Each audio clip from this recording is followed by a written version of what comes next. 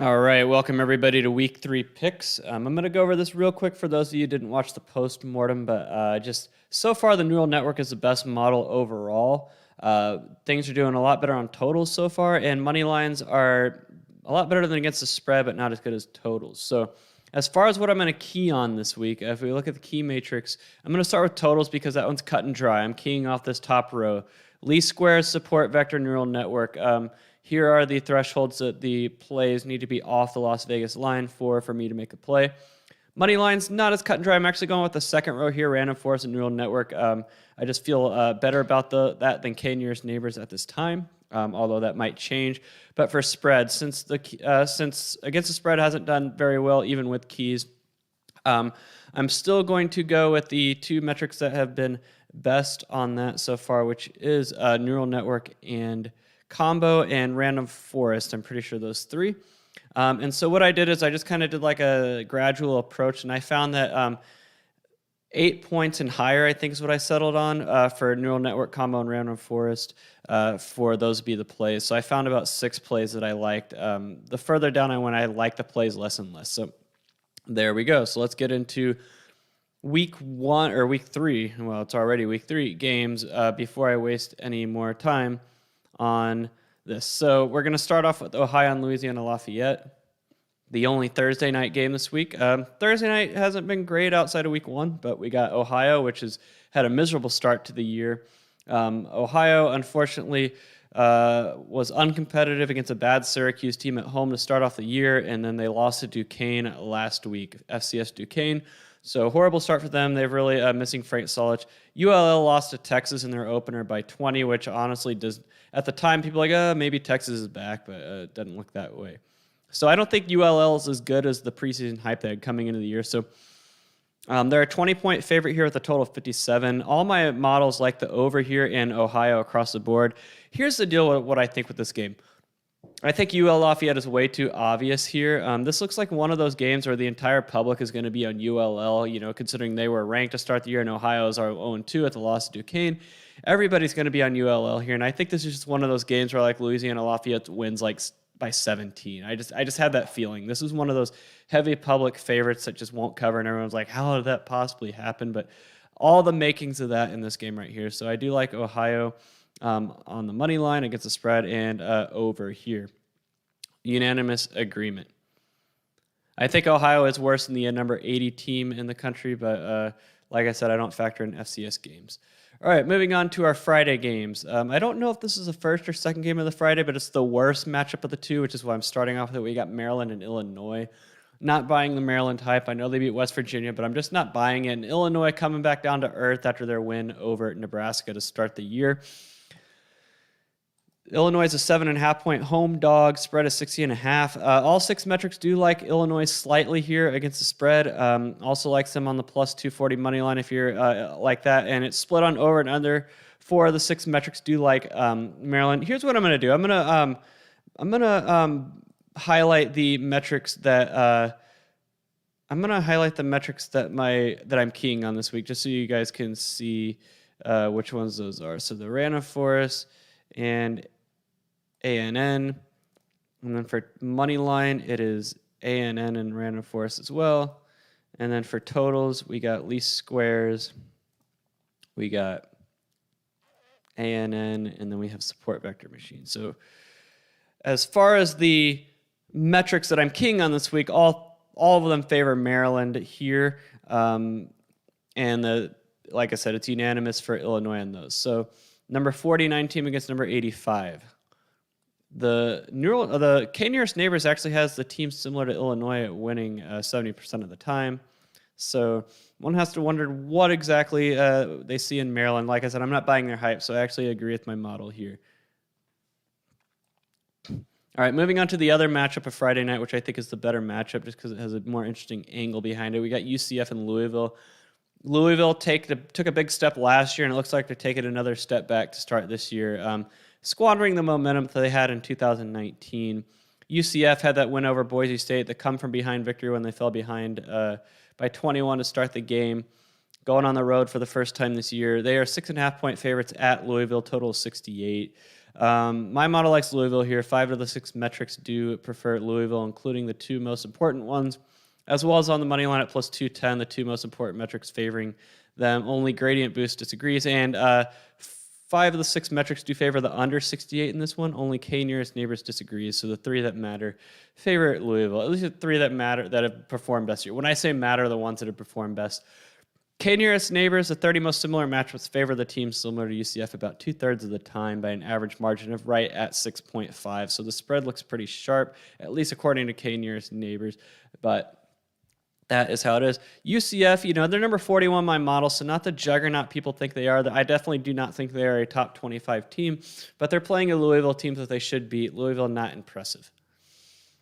All right, let's get on to our Saturday games. And on Saturday games, I go in order I build up to the big matchups. So I start with the worst matchups first. So let's talk about a couple teams that have that beat body bag opponents last week. That is Boston College and Temple. Now, Temple just horrible. They had to come from behind to beat Akron last week, and Boston College had a not that impressive win over UMass, considering UMass is not very good. Boston College is a 16-point favorite here. Total is 58, so I have Boston College winning by an average of about 13. So if you like Temple, a little bit of value there. However, the 2 metrics that matter on spread bets are split. Random Forest favoring Boston College and the Neural Network favoring Temple. Moneyline is also split as well. Over and under 5 of the 6 metrics favor the over 58 here, including all 3 metrics that matter. We got the number 72 team versus number 120. I think this is wrong. This is backwards. Yeah.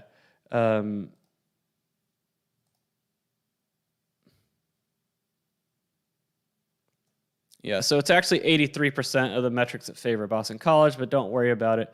I don't really key off that. If you really want to know, look at the K nearest neighbors metric on my website or right here. That's pretty much what this is over here. But Boston College, the better team, but are they better by 16 points? We will see. If they couldn't blow out UMass, can they blow out Temple? Nobody knows. That's the issue that Boston College is facing. All right, another mismatch, but a team that we can't trust. Can we trust Army? That is the question. They are 33.5-point favorites against UConn at home. Obviously, they're going to win the game. The question is by how much. We couldn't trust them last week to close the door. They let a backdoor cover happen last week against UConn. The spread metrics are split. Money line doesn't matter because it's such a big money line. Over and under is also split. 4 of 6 going over, but the 3 metrics that matter are split. So honestly, this one's a little bit too split for me to touch. And after Army burned us last week, I like staying away from them this week. It's number 44 versus number 128. All right, moving on to another mismatch. We start off with a mismatch, and that's Georgia Tech and Clemson. Clemson won this game last year 73-7 at Georgia Tech. I have them winning by about 31, 43-12 on average. The spread is 28.5. The question is, can Clemson's offense do anything? Georgia Tech, we know their offense is bad, and they will meet their match here against one of the best defenses in the country. They're the number 1 defense according to my model. All 6 metrics do like Clemson against the spread here. 5 of the 6 metrics have it going over the 52.5, and I could see this being a breakout game for Clemson offense, but Georgia Tech, they are overmatched here. If they struggle with Northern Illinois, they're going to struggle with Clemson. But the question is, can they cover the 28.5? I think that's a little low. I think Clemson should be in good shape here. I don't think it matters, though. I just don't see the quality wins remaining on the Clemson schedule to get it done. Actually, the most similar matchup, though, in terms of expectation was that 2016 triple overtime game, Texas State and Ohio. But Texas State and Ohio, this game is not. All other metrics pretty heavily favoring Clemson in the most similar matchups. All right, moving on to a game which is not appealing at all to the average viewer. That is Eastern Michigan at UMass. 2 teams that like to utilize gray in their color scheme. That's the thing. I guess that's why they're playing each other here for gray supremacy. Eastern Michigan, 21-point favorite. I have a winning by about 27. Total is 56. 5 of the 6 metrics do favor Eastern Michigan here, including the 2 that matter the most. Same with the money line, although 2 metrics that matter on the money line split, but it doesn't matter. It's too high. All 6 metrics do like the under 56 here, so keep that in mind. This is team number 96 against team number 129, so the second worst team. Eastern Michigan is the better team. Although UMass did show a fight last week against Boston College, and Eastern Michigan should have covered against Wisconsin. Their defense played pretty well. Offensively, just obviously couldn't get anything done against the juggernaut known as the Wisconsin defense.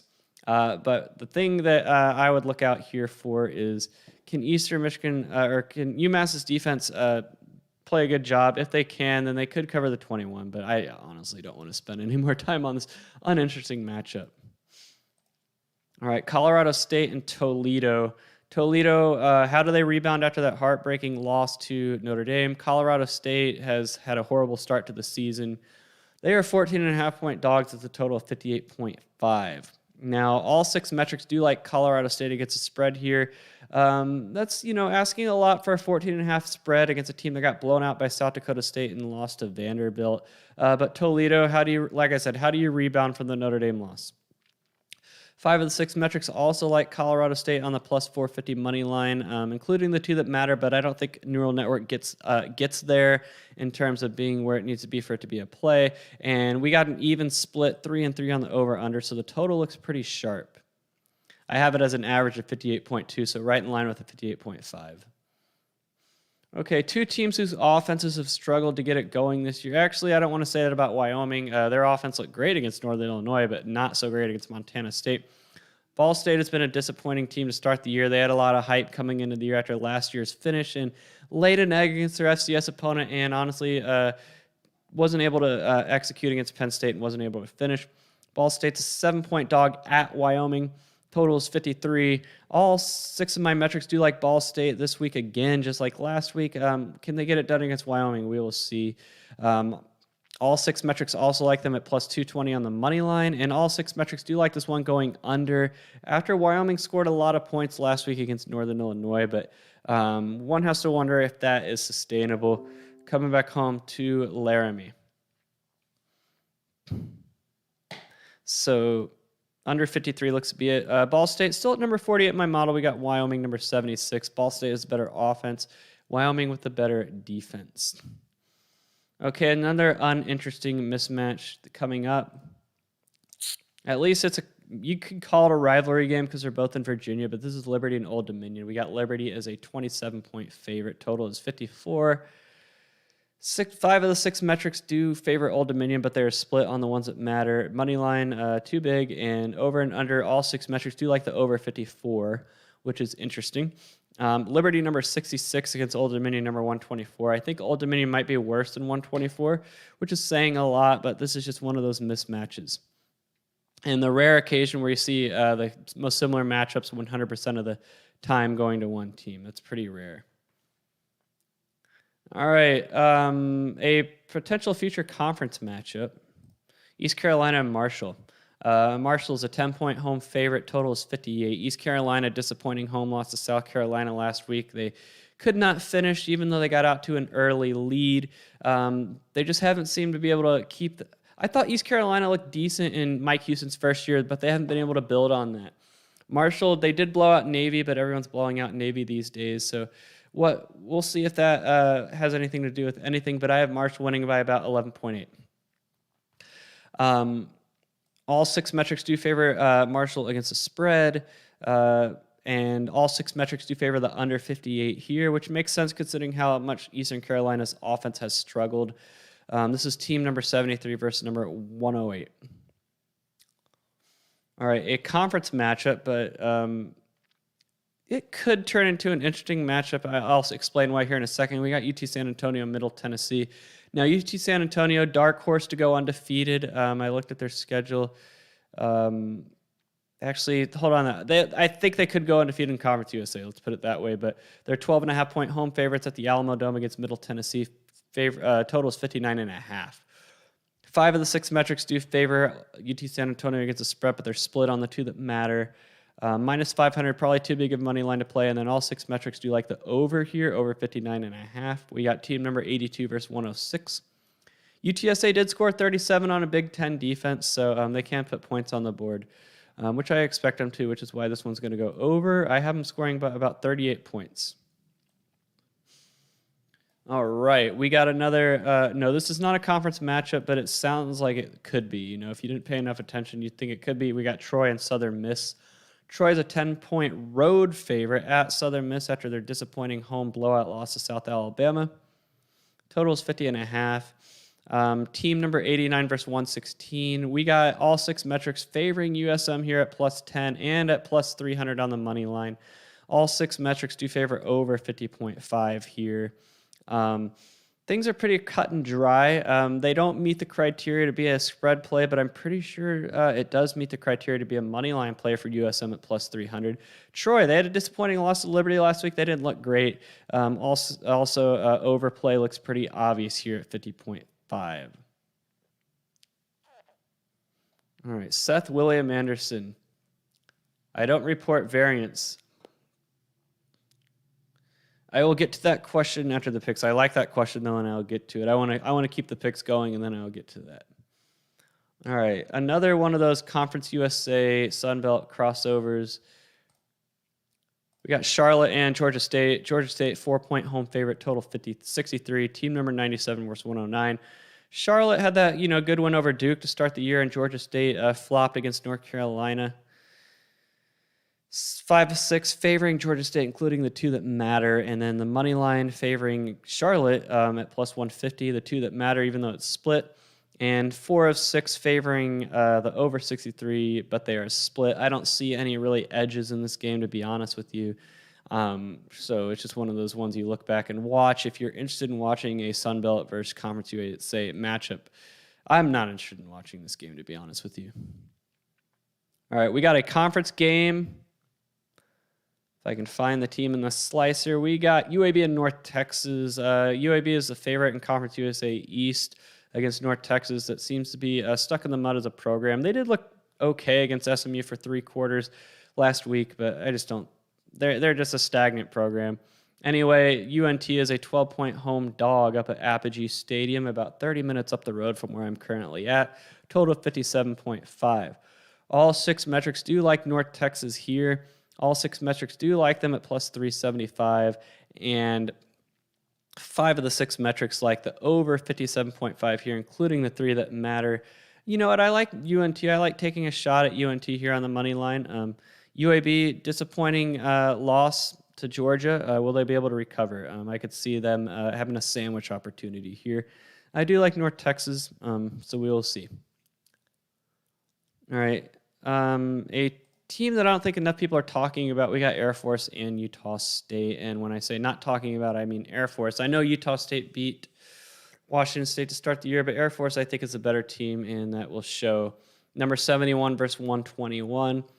Air Force is an 8-point home dog. I don't think that's enough. Total is 53.5.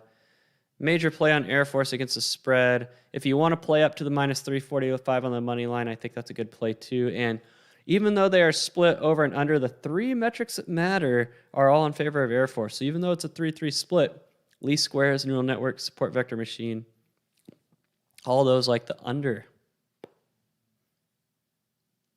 Okay, moving on to an interesting matchup, and I'll explain why when I get to it.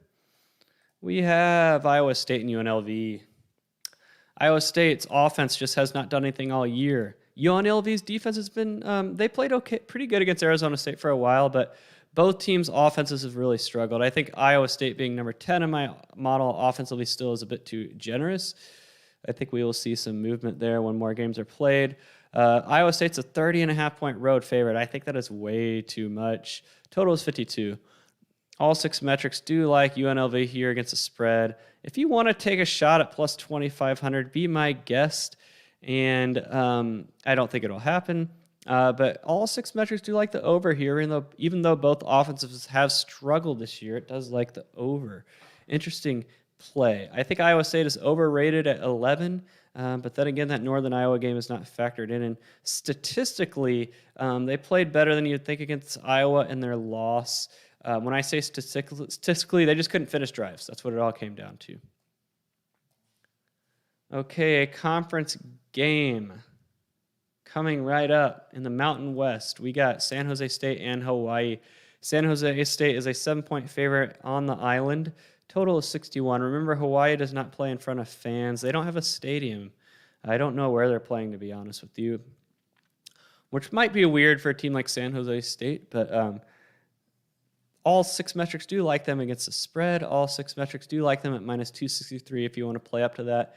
And we are split over and under. 4 out of 6 like the under 61.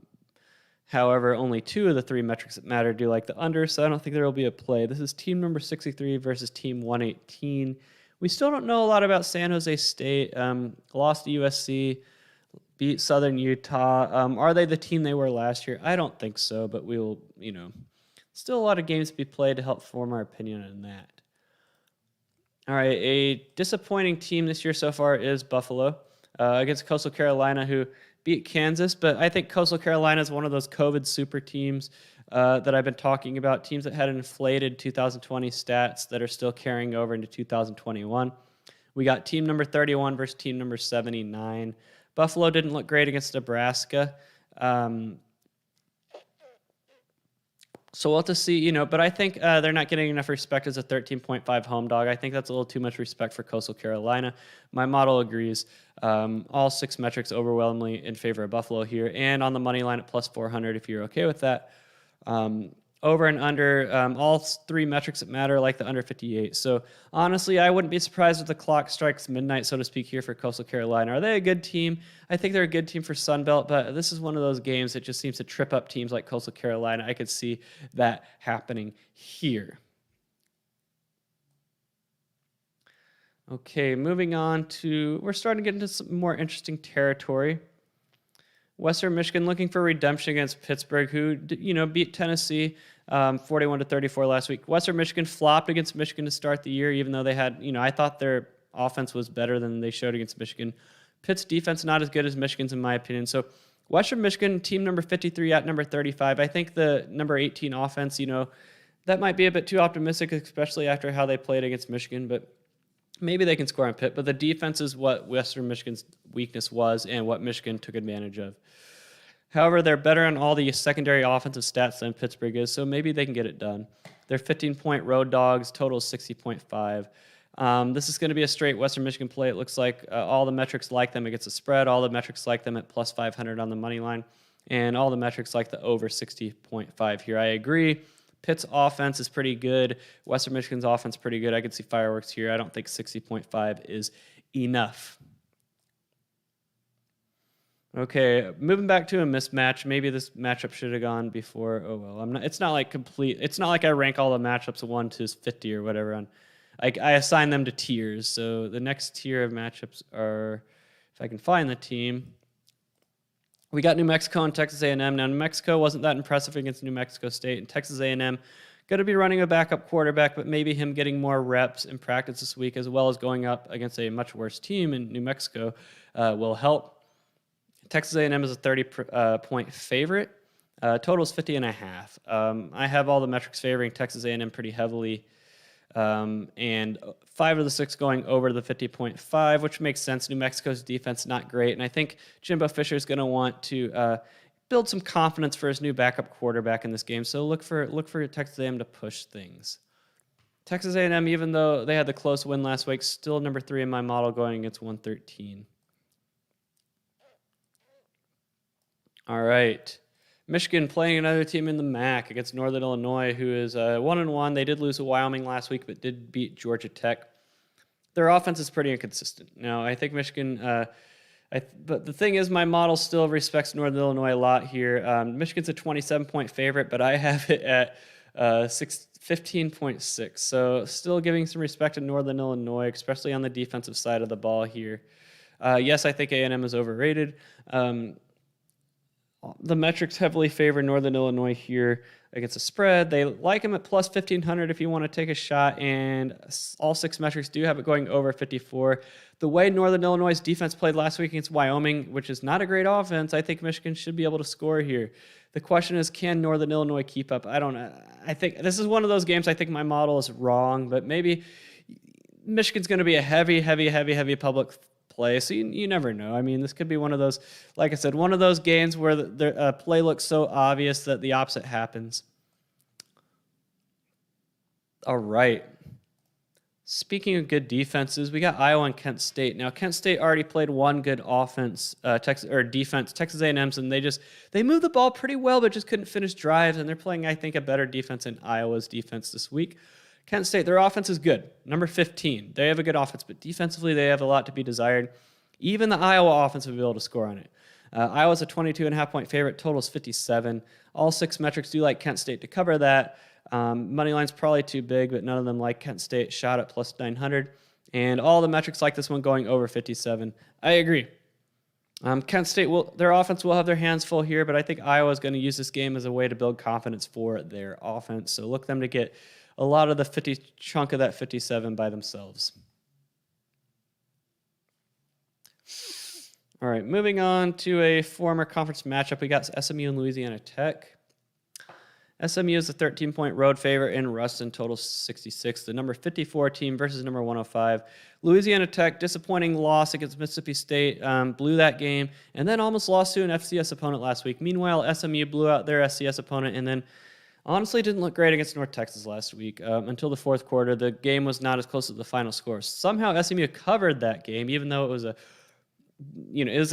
what's the backdoor cover? That's what it was, only they were a favorite. So anyway, my model likes Louisiana Tech. I have SMU winning by about 9, and I think SMU getting a little too much respect here. All 6 metrics do like Louisiana Tech here, including at plus 400 on the money line, although they are split on the metrics that matter, so I wouldn't play Louisiana Tech here. And then all 6 metrics do like the under 66 here. SMU's offense a little disappointing last week against North Texas, and they're playing a similar defense in Louisiana Tech. I think Louisiana Tech's slightly better than North Texas, so that is how I see this matchup. All right, one team looking for, I don't even know if you want to call it redemption, but they're 0-2. Florida State, 0-2. This is a must-win game if they want to make a bowl this year against Wake Forest. Wake Forest never seems to get the respect they deserve, but they're 5.5-point favorites here, total 61.5. Number 60 versus 78. Like I said, a lot of people are like, man, you have Florida State way after the Notre Dame game, and it's like, you still have Florida State in the 70s? I'm like, yeah, I'm not a believer in them, and my model was right, at least in terms of Jacksonville State. But 5 of 6 say Wake covers.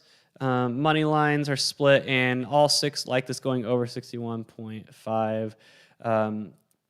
I could see that happening. You know, Wake Forest, people think they're a defensive team. Actually, no, their offense is number 30, their defense is 75, so it's the opposite.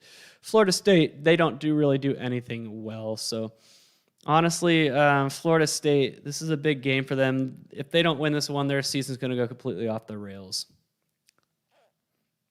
All right, we got another mismatch. I apologize for the mismatches, but there's a lot of mismatches this week. We got Ohio State and Tulsa. So how does Ohio State rebound after the disappointing loss to Oregon? I think they should rebound against a team like Tulsa, who lost to an FCS team and then, blew a lot of opportunities to beat Oklahoma State last week. So Tulsa, they'll probably be the more motivated team here, but Ohio State should be able to go through the motions and be fine. They're 25.5-point favorites, total is 60.5. Split on spread, 3-3, and over and under 5 of the 6 metrics do like this one going over the 60.5, including the 3 that matter. This is team number 6 versus team number 81. We'll see how Ohio State responds here. Tulsa, their defense is good enough to make things frustrating for Ohio State out the gates if Ohio State does not come ready to play. But like I said, they should be able to overwhelm Tulsa eventually. The question is, how long will that take? All right, we got a conference game, but it's not a great one. I'm sorry. A Power 5 conference game as well. We got Baylor and Kansas. Kansas, I mean, their offense showed some promise last week, but their defense is just bad. And Baylor has played 2 cupcakes to start the year. They're going to get a 3rd. I would not look too much into Texas Southern. According to Jeff Sagarin's USA Today ratings, Texas Southern is a bottom 10 team in FCS. So I know Baylor blew them out, but don't believe the hype. The spread is 18, so I have Kansas covering that, all 6 metrics, including 5 of 6 metrics like them at plus 625 on the money line, although the 2 that matter are split, and honestly, the 2 that matter are also both negative. And then over and under, they're split on that as well, although the 3 metrics that do matter like this going over 49.5. This is team number 39, and I think Baylor's a little overranked at 39 against 111. The question is, can Kansas build on what they had last week offensively, which looked decent, but defensively a lot they have to work on, and I think Baylor will be able to take advantage of that. All right, this is a non-conference matchup that seems like it's played every year, and it's really not that exciting. It's Northwestern and Duke. Northwestern's a 3-point favorite on the road. Total is 49.5. Northwestern looked absolutely lifeless on offense against Michigan State, and then Duke already lost to Charlotte. So two teams with disappointing losses to start the year, and then two teams that will be able to answer with FCS wins. So at least one team's going to be 2-1 after this. So how does my model see it? Well, it likes Northwestern a lot. All 6 metrics like Northwestern against a spread. All 6 metrics heavily like Northwestern at minus 149. And all 6 metrics like this going over 49.5. This is team number 62 at team number 91. Northwestern by far the better defensive team, and that is where the edge comes. We got the number 14 defense against the number 105 defense. Both teams struggle offensively, number 98 versus 107, but Northwestern's just a better team here. I think 3 is not enough respect. Duke is a program that seems to be taking more and more step backs under David Cutcliffe. All right, we got a team that how do you rebound, or how do you respond after this team's week last week? And that is Arkansas against Georgia Southern. Now, Georgia Southern's been a disappointing team this year. I want to say they're already 0-2. They played Florida Atlantic already, right? Regardless, Georgia Southern and Arkansas. Like, how does Arkansas respond after the Texas game? Like, so much emotion and energy and passion, and then they had to go back and play Georgia Southern, who not as exciting to get up for, right? It's a 24-point home favorite for Arkansas, 52.5, and we were talking about this in the postmortem. I think Arkansas is overrated. They're Arkansas is one of those teams that have a big early season win that people overvalue way too much, and at the end of the year, everyone's like, man, can you believe we gave Arkansas so much benefit of the doubt because of that win? That it happens every year.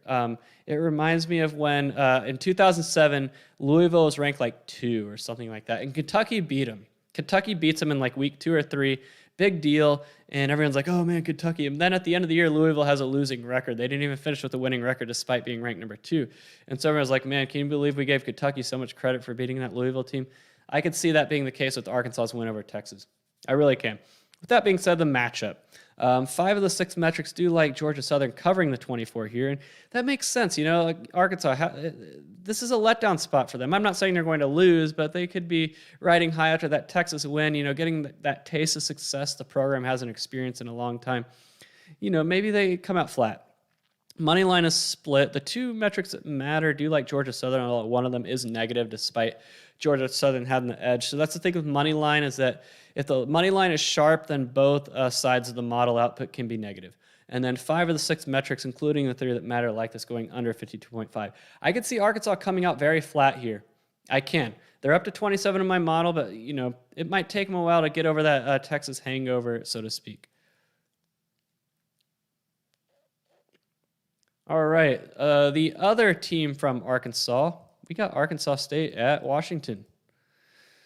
Arkansas State flying under the radar. They had a respectable loss to Memphis, only by 5, 55-50, so their defense sucks. So if Washington wants to get their offense figured out, this is a good defense to do it against. If they gave it 55 last week. Total is 57.5, and Washington is favored by 16.5. 5 of the 6 metrics do like Washington to cover that here, including the 2 that matter. Money line probably too big to play, and they are split on totals, although this is another one of those where the 3 metrics that matter are all in agreement and the 3 that don't are all in agreement. All 3 metrics like this one to go under 57.5. We'll see. Washington's still number 21 in my model against number 100 Arkansas State. If Washington's offense is going to get things fixed, this is the game to do it. If they can't do it against Arkansas State, they're just not going to do it all year. Okay. Moving on to a conference matchup in the SEC. First SEC matchup of the year. We got South Carolina and Georgia. I remember this matchup had so much hype back in 2018. Georgia week 2 road game at South Carolina. And Georgia won in a rout, like 41-10 or something like that. Unfortunately, this one is not hyped or anticipated. Everyone knows that Georgia's going to roll here. The question is by how much. They're 32-point favorites. The total's a small 48.5 because the South Carolina's offense struggled against East Carolina. What can they possibly do against that Georgia defense, which is number 9 in my model, but they're going to keep improving as the year goes on. So all 6 metrics do like South Carolina covering the 32 spread, although slightly. The biggest one is Random Forest at 3. All of them are slight. Actually, K nearest neighbors is 4. Money line doesn't matter, and all 6 metrics like this one going over by a significant margin, 48.5. Even a South Carolina shutout, can Georgia score 48.5 by themselves? I don't think so. I think Georgia's going to score, I have them scoring 43. Probably the upper 30s, lower 40s sounds about right. And so the question is, can South Carolina score enough? I don't know. This is by far the best defense they face this year. I could see this one being like a 41-0, 38-0 final score, 38-3, and the game not going over. But you got to play the numbers, play what your model says. My hunch and my model disagree. All right, is this a game with upset alert after the home team in this game almost lost to Stephen F. Austin last week? We got Florida International and Texas Tech. Texas Tech, for a second year in a row, had to make a goal line stand escape against an FCS team. Stephen F. Austin this year had it first and goal and was not able to do it. Florida International, flying under the radar, disappointing loss to Texas State in overtime. So I don't think ultimately they're going to be able to beat Texas Tech, but I think the line is wrong. Texas Tech, 20-point home favorite, total is 54. Texas Tech, number 75 team in my model against number 102. My model really likes Florida International here, guys. Heavily against the spread, heavily on money line at plus 850.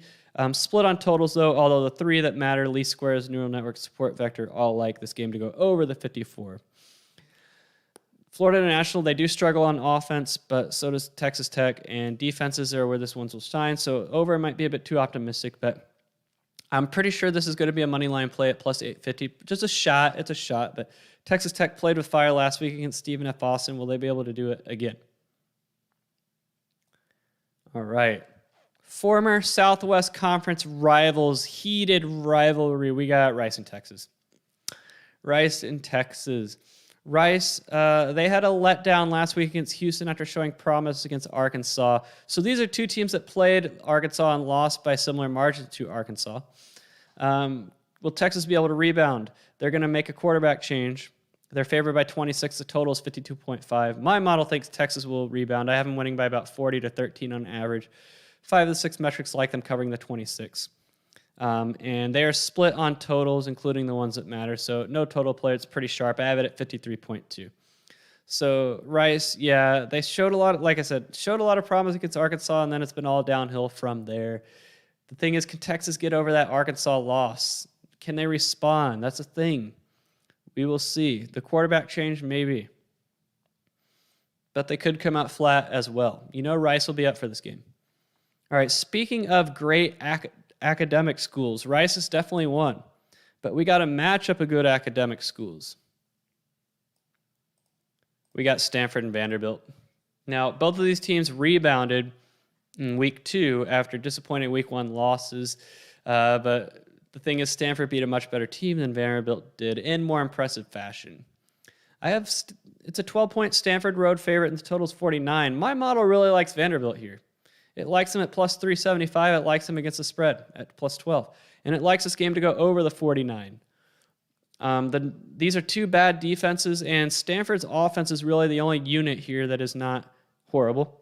I don't know if horrible is the right word to use, but not like in the 90s rank-wise.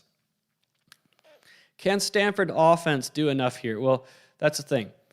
This looks like a pretty clear cut to me. Vanderbilt spread, Vanderbilt money line, and over. Despite the win over USC, Stanford is still number 86. Vanderbilt 104. I think they're worse than 104, though. All right, one of the fiercest conference rivalries of the 20th century. And this matchup got a lot of hype coming into the year before the team on the road lost to Illinois in their week 0 game. We got Nebraska and Oklahoma. Oklahoma's favored by 22.5. This total is 61.5. I have them winning by an average of 39-17. So I think the spread is pretty sharp. The 6 metrics do like Nebraska to cover, but not by a lot. Only the gradient boost and K nearest neighbors are by any significant margin. Money line is too big to matter, but no one likes Nebraska at plus 950. And then all 6 metrics do like the under 61.5 here. I think that, I don't know if that makes sense or not. Oklahoma still has a number 10 defense in my model, despite the Tulane game. The number 3 offense Nebraska, they're just going to be overmatched here. Maybe keep it close for a quarter, but ultimately Oklahoma's going to want to flex their muscles here and show that the Tulane game was a fluke. This is going to be the game they do it at. Nebraska, I'm sorry, but you guys are going to be embarrassed again. Okay, a conference matchup that, is very random, kind of. We got Minnesota and Colorado. So Colorado played a spirited game against A&M last week. Their offense just couldn't get anything going. And Minnesota almost choked against Miami of Ohio. So how does my model see it playing out? Well, Colorado's a 2.5-point road favorite. Total is 49. This is a very even matchup. Only a margin of 0.7 in favor of Colorado, and Colorado 53.6%. All 6 metrics do like Minnesota at plus 2.5. 5 of the 6 like Minnesota at plus 120, including the 2 that matter. And then all 6 like this going over, which is, you're like, well, Colorado's offense is so bad. Minnesota's defense is not A&M. A&M has, I think, the 2 defense in my model, and they're going up against number 81. So their offense might be able to get this done. Looks like Scott K is chiming in. We got a big line move on Colorado. Interesting. I have it at 2.5, so if you want to say what it is. All right, 5-point move from the opener. Yeah.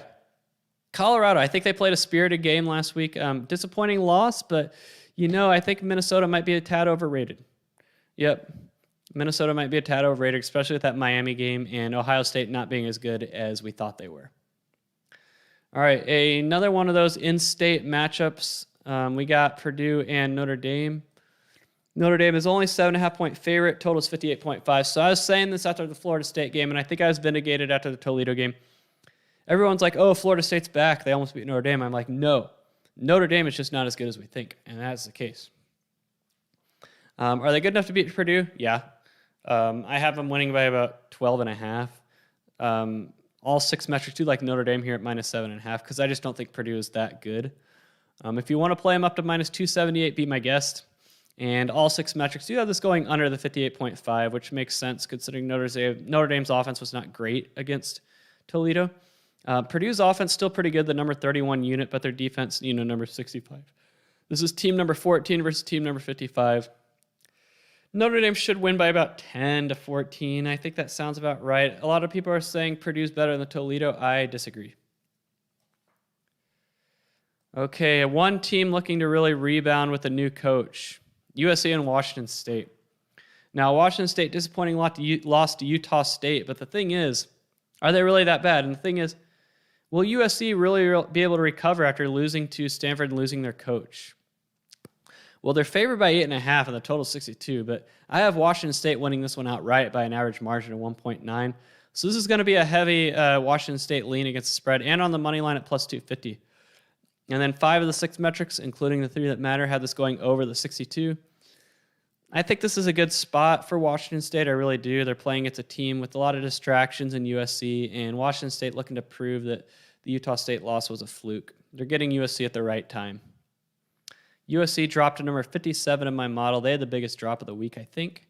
Washington State, despite the Utah State loss, and I have Utah State in the 120s in my model, is still holding strong at 65. All right, we got an SEC team going on the road to an AAC team. We got Mississippi State and Memphis.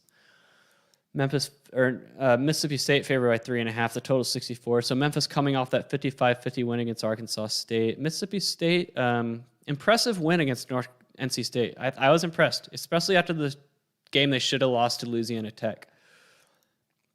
The models are split against the spread, so the line is pretty sharp. But 5 of the 6 metrics like Mississippi State on the money line, although the 2 that matter are split. And then this is a unanimous heavy under 64. I could see Memphis' offense struggling against that Mississippi State defense, which is still pretty decent, number 16. Mississippi State offense, number 84 against a 53 offense. So I like the under here. I think 64 is way too high. Neither of these offenses are elite, but we do have a pretty good defense in Mississippi State. So I do like this underplay here a lot. So if you're looking, so people always inevitably ask me what plays I like this week. Under in this game is one. All right, former Mountain West Conference matchup. Utah and San Diego State. Now, Utah playing against a former Mountain West foe for the second week in a row. San Diego State beat a Pac-12 team last week, and San Diego State beat Arizona in much more impressive fashion than BYU did. So this is kind of like a round robin of like teams that have all kind of played each other. Utah, how do they respond after the BYU game? Going on the road to play San Diego State. Who's going to be fired up, looking to go to 3-0, have another win over a Pac-12 team. San Diego State shot up all the way to 16 in my model. Utah dropped to 36. So Utah's favored by 9, but a team that is 20 spots higher in my model and playing at home is a 9-point dog, and the total is 44.5, which makes sense. Wrong team. I don't know if San Diego State should be favored here, but I think 9 is way disrespectful. This is going to be a heavy San Diego State lean at plus 310 and plus 9, and a heavy under lean. I only have the total at 37. The total is 44.5, so this is a heavy under lean as well. This is going to be a low-scoring game. May the best defense win. Utah's a better defense in my model and the better offense. So you're wondering why San Diego State is ranked higher despite Utah being better at offense and defense. Well, it's because they're better at all the secondary stats. That's why. Okay, moving on to a tricky matchup for LSU. Central Michigan, I think they should have beat Missouri in that week 1 game, but the rest bailed Missouri out. Central Michigan gets another shot on the road against an SEC team. LSU is a 19.5-point favorite. The total is 60.5. Just like I did against Missouri, I like Central Michigan here against the spread. I do. All 6 metrics like them. Money line are split, so no value on the plus 750 in my opinion. And then unanimous under, 60.5 under, which makes sense. LSU's offense didn't look great against McNeese. They look decent against UCLA, but Central Michigan's probably going to struggle to score like they did against Missouri. So I do like this. This is number 15 versus number 67. Central Michigan, pretty good for a MAC team. I don't think LSU should take Central Michigan lightly, but I think 19.5 is too many. It should be closer to 14. All right. No, I didn't quit my job. I still have my job. All right, moving on. Former conference matchup back in the 30s. We got Tulane and Ole Miss.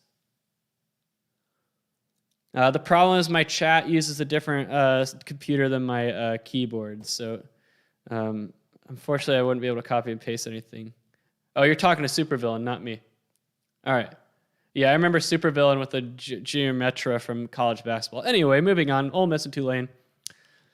Former conference matchup. This line is pretty sharp. I have Ole Miss winning by about 14, and the spread is 14, and the total is a very high 76, which makes sense. These are 2 good offenses with bad defenses. Number 22 versus number 70. They are split on the spread, which makes sense considering it's very sharp. Split on the money line as well. The neural network does like you taking a shot at Tulane at plus 450, though, if you like the neural network, which is the most accurate model of the season so far. And all of them like this game going under 76, which might be a little high. It might be a little high. But these are 2 good offenses against bad defenses, but will Tulane be able to score like they did against Oklahoma? That is the question. I don't think Ole Miss's offense is quite as good as Oklahoma's was. All right, moving on to a rematch from a game 3 years ago. We got Oklahoma State and Boise State. Oklahoma State won this game by 23 in Stillwater in 2018. Now they have to go to the blue turf. Boise State, disappointing loss to start the year against UCF. They blew a 21-point lead. So Oklahoma State has been very unimpressive in their 2 games so far. Almost lost to Missouri State, almost lost to Tulsa. Now they're playing a much better team than both of those. My model likes Oklahoma State winning. Boise State's a favorite here. Minus 3.5, 57 is the total. My models all like Oklahoma State winning and covering. So they like them at plus 150 on the money line and split on the total at 57, but all 3 metrics that matter do like it going under, which makes sense. These are supposedly 2 defensive teams. Oklahoma State's defense has been fine. Their offense has sucked. And Boise State's offense looked good against UCF, and their defense sucked. So what's going to give? These 2 teams are right next to each other in my rankings, number 28 versus 29. When you look at the K nearest neighbors, the team similar to Oklahoma State won about 75% of the time by an average margin of about 4. So I think the wrong team might be favored here, but Oklahoma State has been playing with fire. So far this year, this could be the year they get burned. Most accurate for money line has been the neural network and random forest. All right. We got a rematch from another game 3 years ago. Fresno State and UCLA, in which Fresno State won in blowout fashion in 2018. I don't think that'll happen this year. We got UCLA as the 11.5-point favorite. 63.5 is the total. Fresno State, disappointing loss to Oregon in a game they could have won. Could have derailed Oregon before their win over Ohio State. And number 34 team versus the number 74 team. So maybe Fresno State is good with the way they played Oregon, and maybe they shouldn't take UCLA, or maybe UCLA should not take them lightly. However, my model likes UCLA covering the 11.5, all 6 metrics.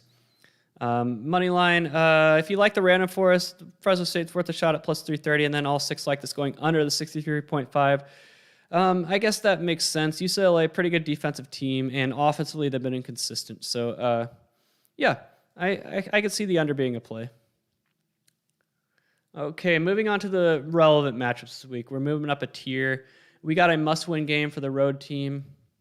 Cincinnati at Indiana. Now, Indiana probably not as good as people thought they might have been. They're one of those COVID super teams. They looked horrible against Iowa to start the year. Cincinnati, no excuses here. They got to win. Only a 4-point road favorite. The total is 50. The number 8 team versus number 40 team. I have Cincinnati winning by an average margin of about 7 with an average total of 44. So all 6 metrics do like Cincinnati to cover the -4. Split on the money lines, including the 2 that matter.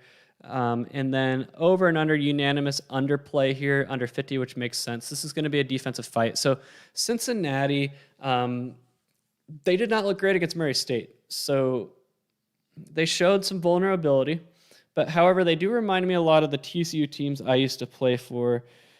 This is one of those games that if I was at TCU, I think we would win by about 14. So I like Cincinnati here. I do. I think Cincinnati is a great play if you like them. The K nearest neighbors, about 70% favor Cincinnati.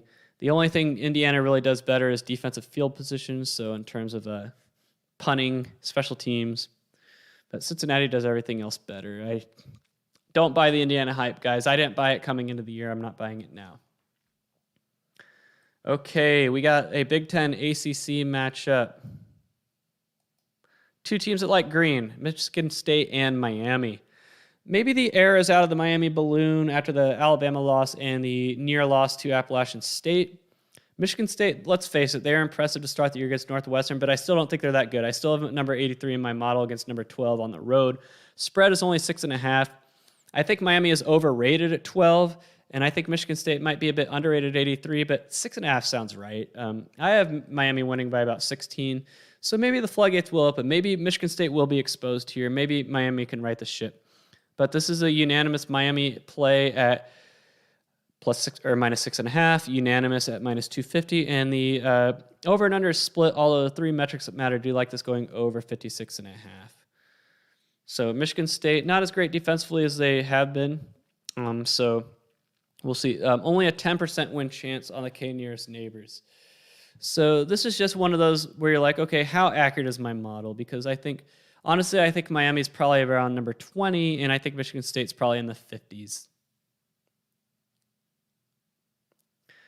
All right, moving on to a border war, so to speak, former conference matchup. We got Virginia Tech and West Virginia. West Virginia already a disappointing loss to Big Ten Maryland to start the year, but at least they get this one at home.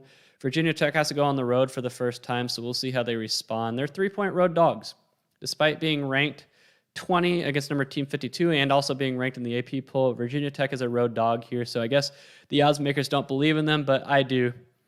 All 6 metrics like Virginia Tech to cover at +125.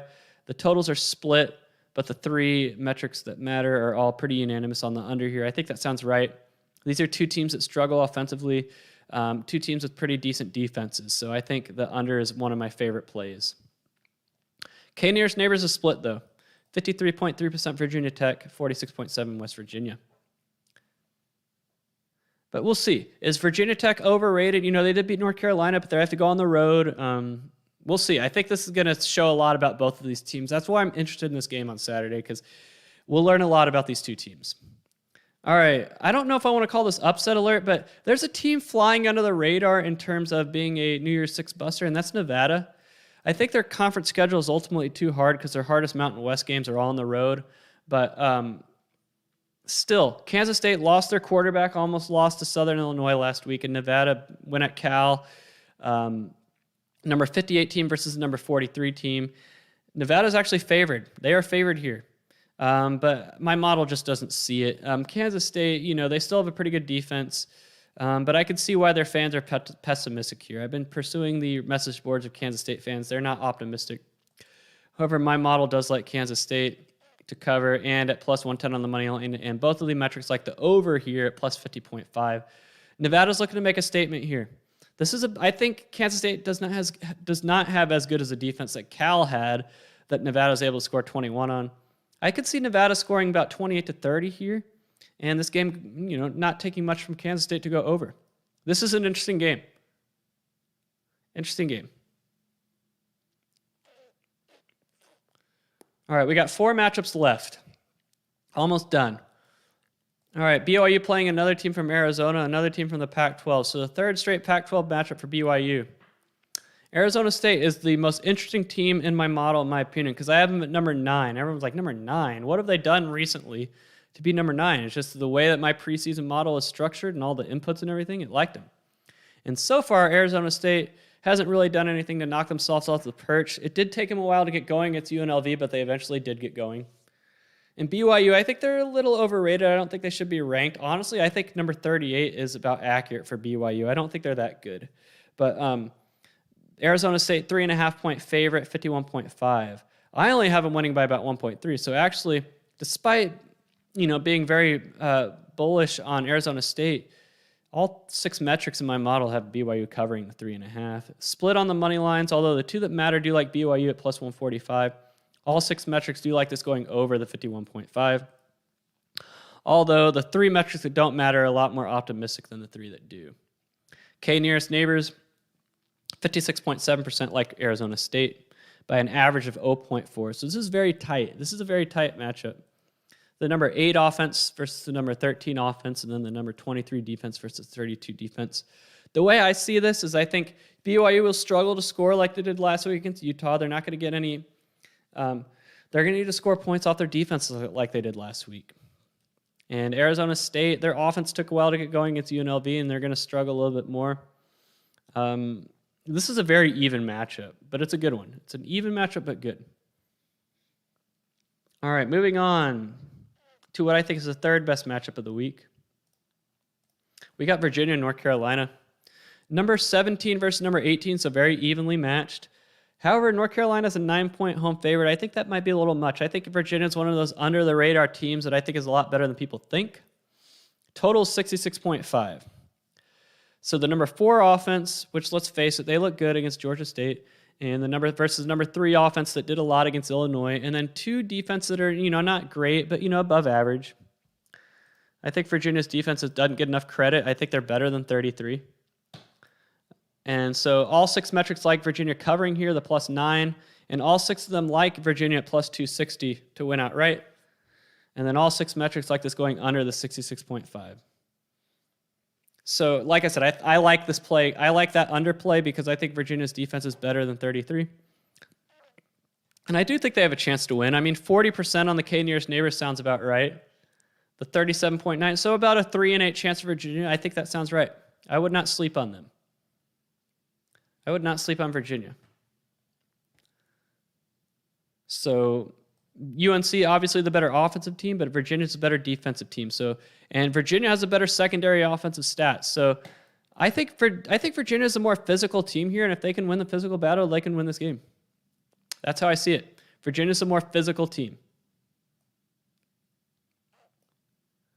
All right. Whoops.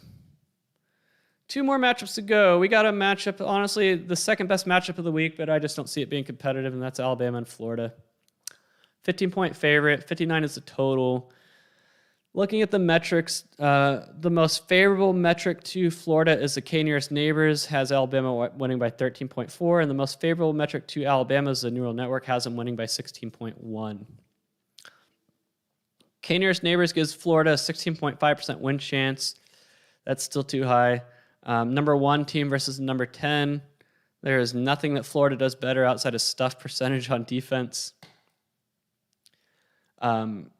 Yeah, this is a mismatch in my opinion. I think Alabama will comfortably win.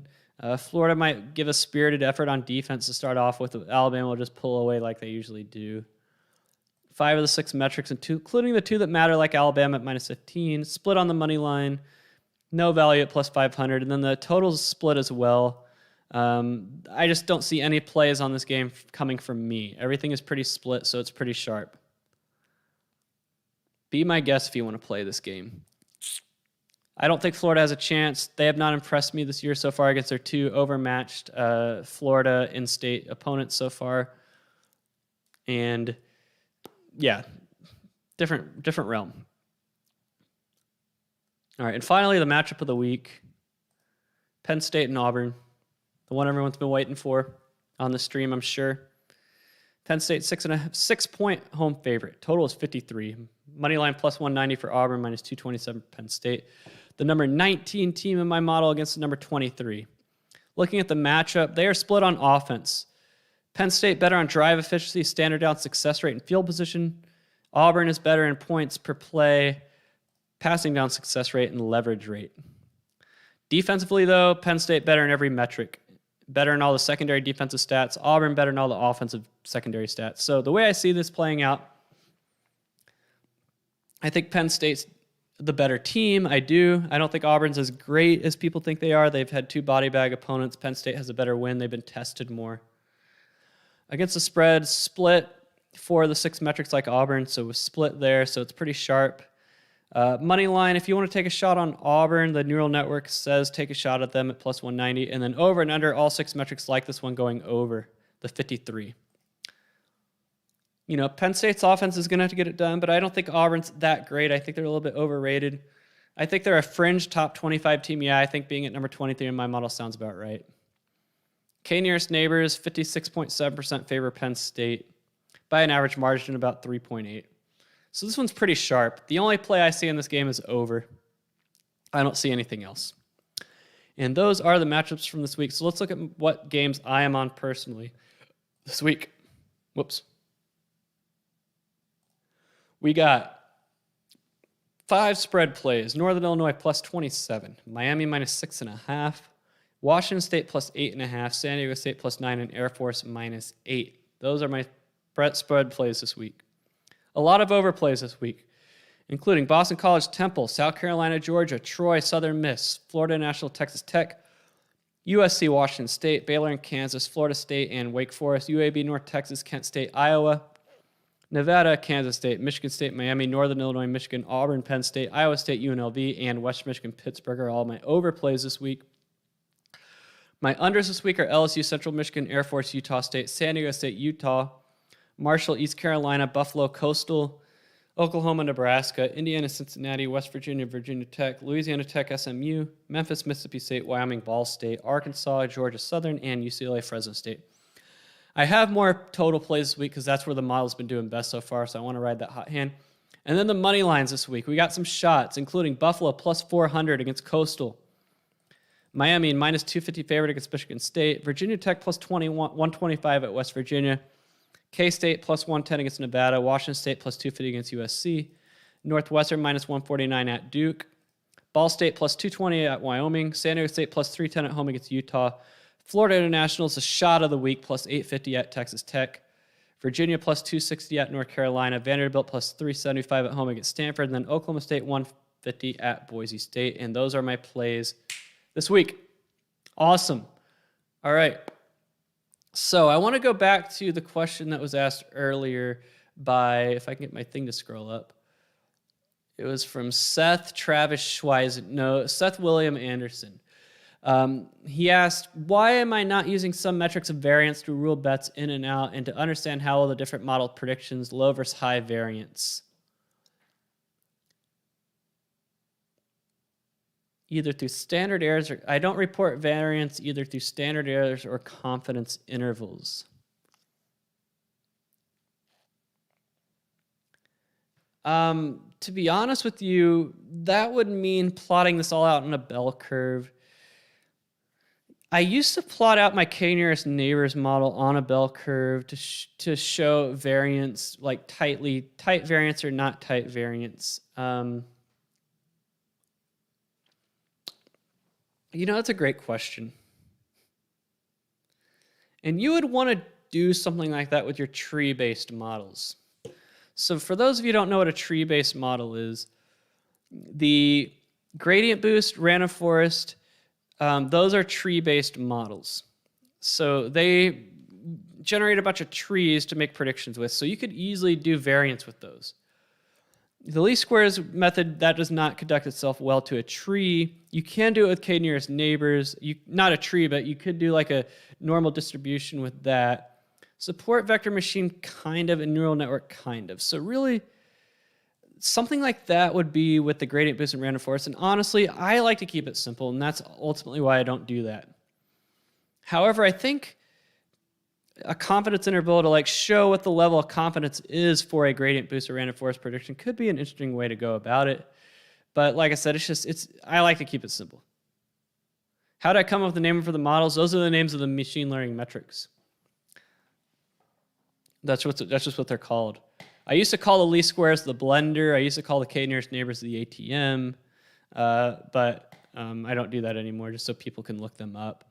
But honestly, guys, I think if I was only doing a random forest, for example, then maybe I would do what Seth did and plot a confidence interval. But I don't. I just take the average, the simple average. I wish I could, illustrate what I mean, but that's just how it is. Anyway, it's funny how people in the chat are arguing about games being fixed. Scott K is right. There's too many games for them to all be fixed. Now, can a game or two be fixed? At the lower levels, probably. But the thing about a game being fixed is, like, who cares? Like, you're going to be hurt by games that are fixed just as much as you're helped by games that are fixed because you have no way of knowing. So, like, it's not something you should take into consideration. If a game's fixed, there's nothing you can do about it. That's how I see it. All right, so plans for the rest of this week. I might upload a video tomorrow. It might not be a stream. It might just be something I pre-record. But I'd like to talk about my thoughts about,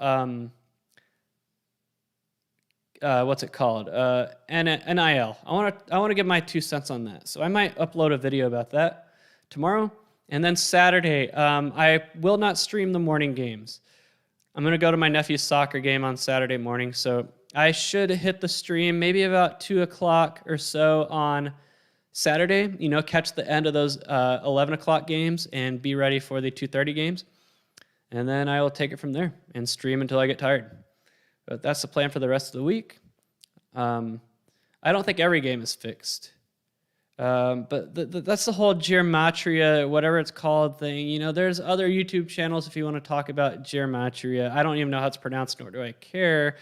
There's other channels for that. I don't believe in that stuff. That's witchcraft and all that. It's not my cup of tea. There's probably other channels for that. So, just running down the slate before I sign off.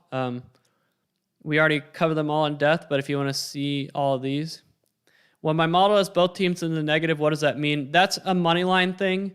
So the thing is, money lines have juice baked into them. So if the money line is sharp, then there's going to be no edge on either team in the money line. So that's what it means when both teams are negative. And that can happen.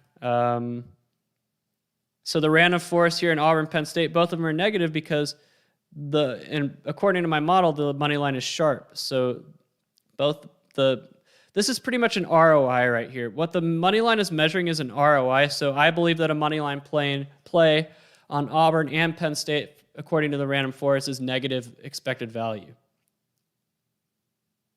When it comes to k-nearest neighbors, how far back does my data go? It used to go back to 2008, but the current database is the playoff era, so back to 2014. It used to go back to 2008, though. So did the regression in general, but I could add more, but I like using the playoff era. The game's changed. The game in 2008 is different than it is now. So, kind of like how in basketball, whenever there's a rule change, it's kind of difficult to use the data set. But yeah, interesting week coming ahead. The matchups might not be as glamorous as they have in the first 2 weeks, but like I said, when you have money on the game. Every matchup is interesting. So you can make even the most boring matchups on the card interesting if you have a stake in it. All right, guys, that's going to be it for me tonight. Again, stay tuned tomorrow. Yeah, we did Tulane Ole Miss. I can go over it again if you want. I believe the spread is very sharp. I think the money line, if you trust the neural network, it's worth a shot at taking Tulane at plus 450 and unanimous under. Unanimous under. Yep, under 76, which is too high. Suka Blaya is right. Parlays will ruin you. Oh, so the total's down to 74. Well, I got in at 76 earlier. So, yes, this model is coded entirely in R. William Nelson, that was the name of a Texas A&M Corpus Christi basketball player back in 2013.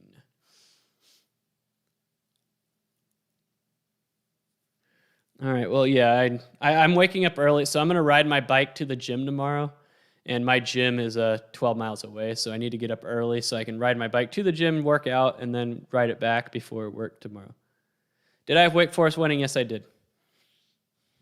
Yep, I appreciate everyone for tuning in. I really do. I feel like, 40 viewers. Wow, that's usually more than I have. I never check the viewer metrics until I'm done. So thanks, everyone, for tuning in. Again, tomorrow I'm going to upload a video on my thoughts on NIL, and Saturday I will start the stream at 2 o'clock Central Time. Thanks, everybody, for tuning in. I will see you guys Saturday.